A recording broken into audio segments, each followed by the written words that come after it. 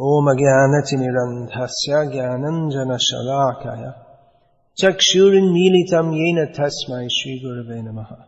Srimad Bhagavatam, Canto 7, Chapter 9, Text number 7, translation and commentary by His Divine Grace A.C. Bhaktivedanta Swami Prabhupada. Prahlad Maharaj fixed his mind and sight upon Lord Nrsimhadev with full attention in complete trance.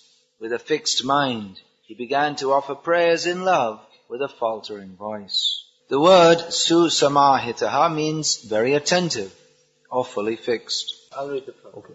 The ability to fix the mind in this way is a result of yoga siddhi, mystic perfection. As it is stated in Srimad Bhagavatam, dhyana vastita tadgatena manasa pashyanti yang yoginaha. One attains yogic perfection when he is freed from all material diversions and his mind is fixed upon the lotus feet of the Lord. This is called samadhi, or trance. Prahlad Maharaj attained that stage beyond the senses. Because he was engaged in service, he felt transcendentally situated. And naturally, his mind and attention became saturated in transcendence. In that condition, he began to offer his prayers as follows. Now, Prahlad Maharaj's mind is fully fixed in Krishna, which the natural result of that is that he is expressing his love for Krishna. Now the other day I was talking about certain persons who are absorbed in Krishna but not in love.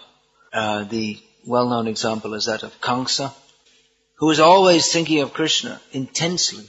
Here is described how Prahlad Maharaj is thinking of Krishna intensely. This is being described as the ultimate goal of life. But Kamsa was also thinking of Krishna intensely. But that was not in a manner favorable towards Krishna. He hated Krishna. Now, the central focus of a pure devotee's concentration on Krishna and that of a demon's focus on Krishna is different. Actually, Kamsa's main interest, even though he's fully thinking of Krishna, his real interest is not Krishna.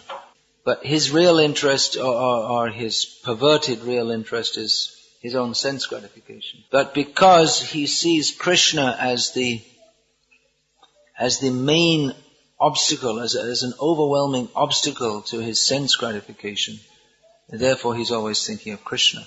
And because his love of Krishna has become perverted, his main emotion is that of fear. When one adopts the opposite mentality to that of loving Krishna, then he becomes full of fear. As stated in Srimad Bhagavatam, Bhayam dvitiya bhiniveshatasya ishadapetyasya viparya smritihi. When one becomes inimical towards Krishna, then his consciousness becomes the opposite of just what it naturally should be. So in this material world, that love of Krishna pervertedly becomes replaced by fear. So these are very, love and fear are two deeply seated emotions. Anger is also a very strong emotion, but that tends to flare up and die down. Now in the Bhakti Rasamrita Sindhu, Nectar of Devotion, there's description of sthayi bhav or vyabhichari bhav, which refers to the predominant expression of love for Krishna that a particular devotee possesses. In other words, this love for Krishna is an extremely strong emotion that shapes one's whole personality, and it's constantly prominent within the heart. So in the material world, that love for Krishna becomes covered over and is replaced by its perverted reflection in the form of fear, which, like love, is a very prominent emotion, very strong, powerful emotion, which remains with the conditioned soul throughout his conditioned existence. And although he may try to cover that up, it remains prominent within his heart. As in the case of Kamsa. Externally, he showed himself to be a big, powerful king, and he actually appeared to be like that. And he had made a plan to he conquered all the demigods, and then he wanted to suppress all the brahmanas and kill the cows, and in this way he would be unassailable. He thought, I have removed all the obstacles to my overlordship. So he felt himself fearless.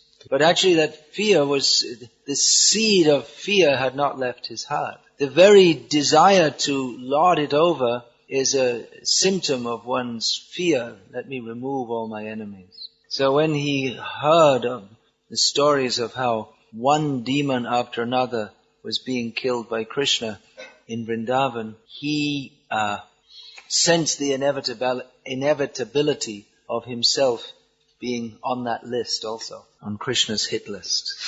So he would, as a typical materialist, he would try to, as a brash materialist, I'm not afraid of anything, he would try to cover up his fear. And he would make insane statements such as, why are people making such a big fuss over this little boy Krishna?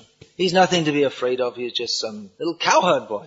Now they're talking about he lifted up some little pebble, and they're talking about him being a Giridhari, and he subdued some little water snake, and they're all talking about him as Kaliyadaman. So in this way he tried to convince himself there's nothing to be afraid of. Yet he became increasingly overwhelmed by fear, because he saw Krishna as death personified. When Krishna entered the wrestling arena in Mathura, then different persons saw him in different ways. Kamsa was, there are different persons. Let's see first. Well, Devaki and Vasudev saw him as their darling child. Women saw him as the most perfect creation of Brahma, Cupid.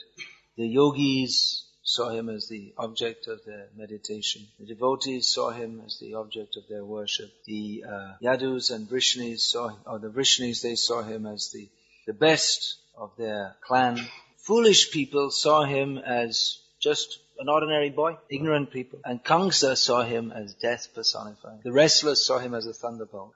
Like a thunderbolt. Because according to Kamsa's calculation, he shouldn't have even been there in the wrestling arena. It sent Akrura to bring Krishna and Balaram for this purpose, for wrestling. But according to Kamsa's calculation, Krishna should not have been able to get past Kuvalaya Pira elephant. So then Kamsa thought, well, there was Putana, Aga, Vaka, Keshi, Trinavrata, all my friends and allies. Next is me. He could see that coming. He'd been having inauspicious dreams all night, which were portents of death. According to Vedic science, if a person sees such visions, for instance, as looking at the mirror and seeing himself with no head, or riding on a donkey facing backwards, this means you're going to be finished soon. You're going to die soon. So for Kamsa, this was greatly fearful. So his meditation on Krishna was not out of love, but out of fear and hatred. So actually his main motive was to enjoy sense gratification. But seeing Krishna as an insurmountable obstacle in the achievement of his sense gratification, and indeed the cause of his the destruction of all his plans, Kamsa became intensely fixed on Krishna. His mind fixed on Krishna. Prahlad Maharaj is here described as Ekagra Manasa. His mind completely fixed on the lotus feet of Krishna. And to underscore that, it's stated here, Susamahitaha, very attentive, without diversion to any other subject. So actually these terms, you could say that one is enough, and the other one is redundant. But it's common to state the same thing in different ways, just to emphasize the point. In English, that's considered a literary fault. In Sanskritam, that is a literary ornament. So then the result of that, Prem Gada Gada, his voice is faltering in ecstasy. This is the natural result of love of Krishna. As Chaitanya Mahaprabhu said to his guru. Very interesting, isn't it, that Chaitanya Mahaprabhu has a guru. Actually, this Achyutananda, 5-year-old son of Advaita Acharya, when he heard Advaita Acharya state that Chaitanya Mahaprabhu's guru, his sannyas guru, is Keshav Bharati, then he protested, how can you say he has any guru? He is the guru of all the worlds. But nevertheless, Chaitanya Mahaprabhu accepted a guru just to demonstrate the importance of accepting a guru. So just yesterday I was talking about how great devotees, they may seem at some stage in their life not to be devotees at all. But we shouldn't think because of that they're not devotees. It's only some temporary leela. So what to speak of Bhaktivinoda Thakur? Even Chaitanya Mahaprabhu himself appeared at some point not to be a devotee, to be interested in mundane scholarship. So after meeting his guru, Ishwarpur, he took instruction from him. The instruction was to chant the holy names of Krishna, which Chaitanya Mahaprabhu, as a good disciple, did. He did what his guru told him. And as a result, within a very short time, Chaitanya Mahaprabhu experienced the Prem Gada Gada, the faltering of voice, Vaibhana, his body becoming pale, Romanchashru,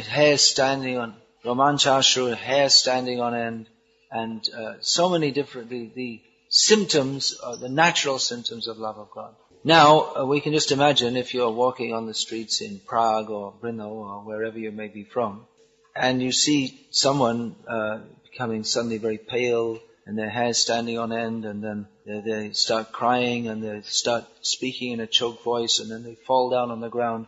You'll think they're having an epileptic fit, or that they've gone crazy. And some mundane scholars, in the typical foolish style of mundane scholars, have very empirically analyzed and described that it appears that Sri Chaitanya was subject to epileptic fits. And Chaitanya Mahaprabhu himself suggested the same to his guru, Ishwarapuri. Kiba mantra dilo goshai, kiba tarbal, japite mantra, hoilam pagal. What kind of mantra have you given me, my dear Gurudev? That by chanting this mantra, I've become crazy. Ishwarapuri said, very good. This is the natural result of chanting the Hare Krishna Mahamantra. Krishna Nama Mahamantra, what is that?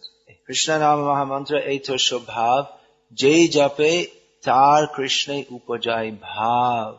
He said it is the natural result of chanting the Hare Krishna mantra that one becomes overwhelmed with transcendental ecstasy. So the aim of this Krishna conscious movement is to become insane. People accuse, this is a sect, it makes people crazy. So yes, that's what we're trying to do.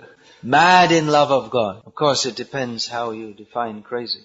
From the ontological or intrinsic standpoint, everyone in this material world is crazy, and everyone who doesn't chant, laugh, dance in ecstasy of love of Godhead is crazy. Everyone who does that is sane, and everyone who doesn't do that is crazy. It's just like in the crazy house, if you act normal, people think you're crazy. I read about some experiment they did. They sent some psychiatric researchers who were considered behaviorally normal to live in the madhouse, to see if the patients would notice that they just couldn't perceive that their behavior was different. They found out the patients immediately understood, but the staff didn't. Staff are more crazy than the prisoners or the psychiatric patients. So actually, it is the natural result of taking to Krishna consciousness that one develops a consciousness that is quite different to that of materialistic people. Materialistic people just can't understand why a young person with all good career prospects suddenly starts jumping around the streets in an orange bedsheet. Doesn't make any sense. He's spoiling his life. Unless one can understand what is Krishna consciousness, this would appear to be a correct statement. Therefore, in the early days of the Krishna consciousness movement, Prabhupada wrote a short essay which was printed as a leaflet for widespread distribution called "Who is Crazy?" Because the people of New York, seeing that devotees for the first time, this is in the mid-1960s when America or the world in general was much less cosmopolitan than it is now, they just presume these people are crazy. It's just obvious they're crazy. So Prabhupada wrote an essay to show that actually devotees are sane and those who are not devotees, they are insane. And mostly in the Western countries, now people don't think devotees are crazy just for being devotees. Probably in this country there are still plenty of people like that, especially in South Moravia and away from Prague, isn't it? They just can't accommodate it within their reckoning, and therefore they must be crazy. Even in the Western countries, there are still, the big developed cities of the Western world, there are still people who think like that also. Last year when I was on Harinam in Oxford Street in London, we were dancing up and down the street as usual. And there was a traffic jam as usual. So a bus driver who had because he wasn't driving the bus, he was just sitting looking at the traffic up ahead for the next mile or so. He looked at us and he went, which is in England, this means that's an indication to show you're crazy. Yeah, in Czech also. In Czech also. Well, who's crazy? We're happily dancing in the streets and he's stuck in his traffic jam. And he's thinking he's in a better situation. We'll go back and we'll meet some guests and talk to them and take nice prasadam and darshan of the beautiful deities of Radha Landanishra, and he'll come home to his home with his wife screaming at him and the dog barking at him and the TV blaring. And he said, I saw those crazy people.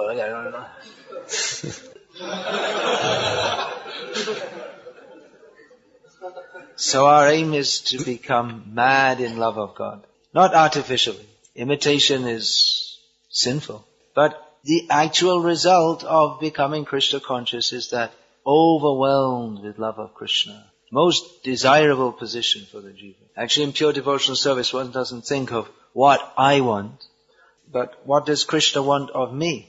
But as we are in this perverted consciousness of thinking, what is favorable for my pleasure, therefore it is presented to us that if you really want to be happy, eternally, with no obstructions to happiness, then go to Krishna, dance with Krishna, sing with Krishna, eat with Krishna, steal his lunchbox. This concept of religion is this understanding is so high that even most religionists, they cannot understand it. Our aim is to play leapfrog with Krishna. Ask him to close his eye. My dear Krishna, please close your eyes and open your mouth and I'll put a nice laddu inside it. Instead put a flower and it tastes rather strange. What kind of laddu is that? This Prabhupada once said it in Bury Place in London, leaning back with his knee up, his eyes sparkling, and he said, my only desire is to go to Golok Vrindavan and steal Krishna's lunchbox.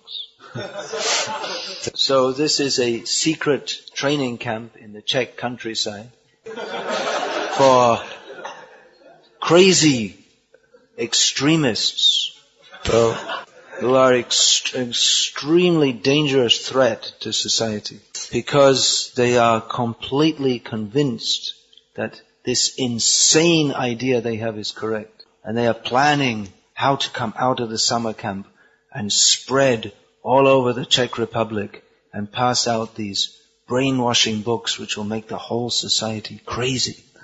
Very dangerous threat to society. If this Krishna conscious movement spreads, all the slaughterhouses will be closed.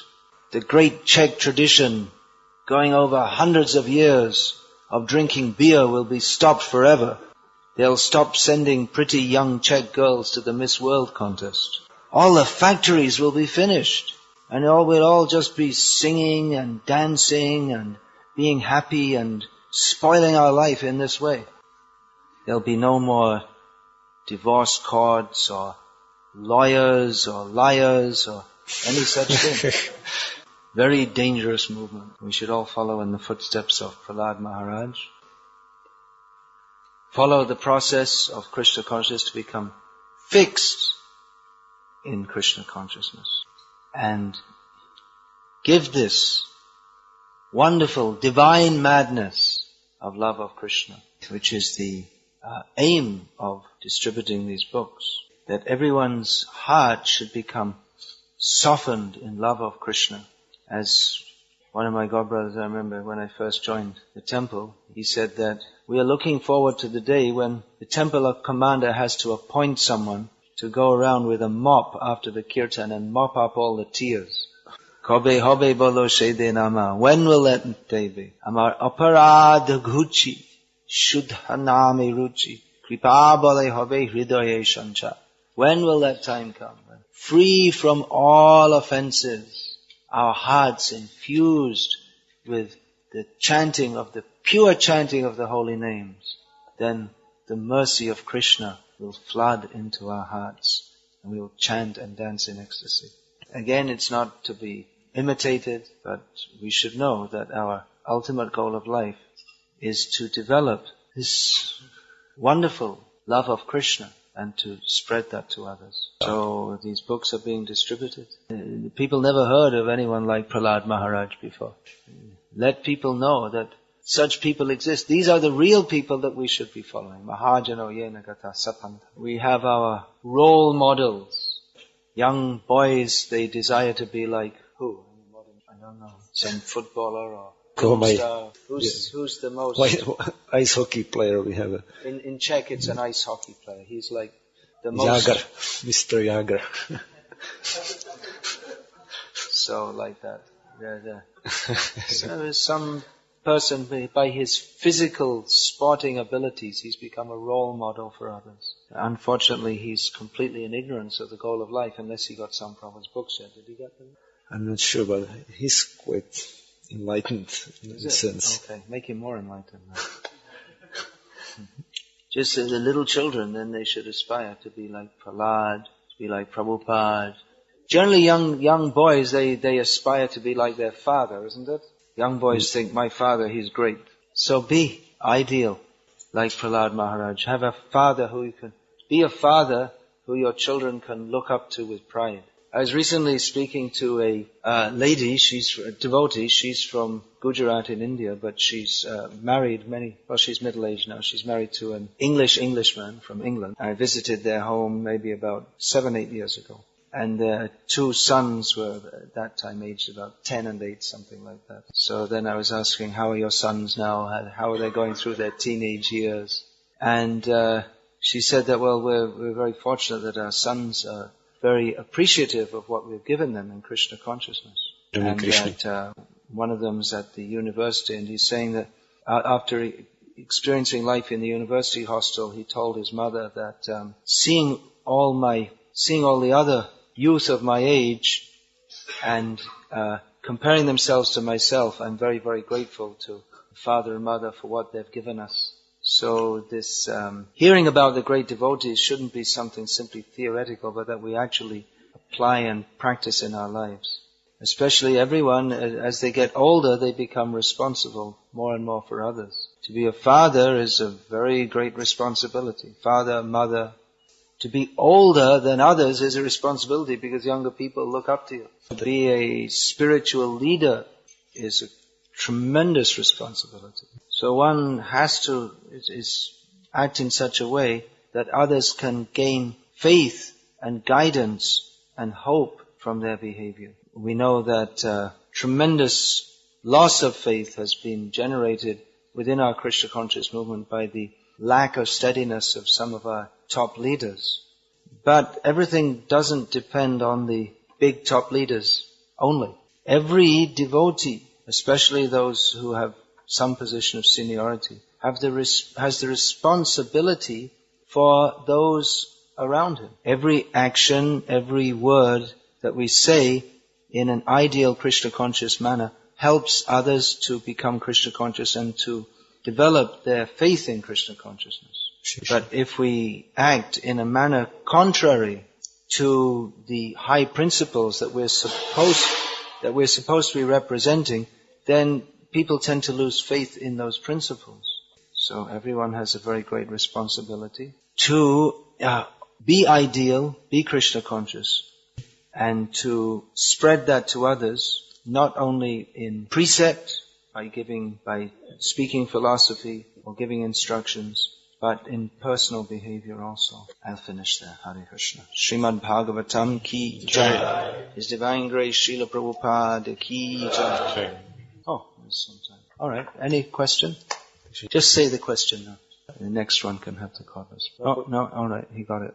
In connection with the following Sri Prahlad Maharaj, it is said that children up to the age of 5 years, they can practically do anything they like, and after that they should be strictly guided what to do, what not to do, but how to balance this so that they are not feeling too forced and that it's not too unnatural for them.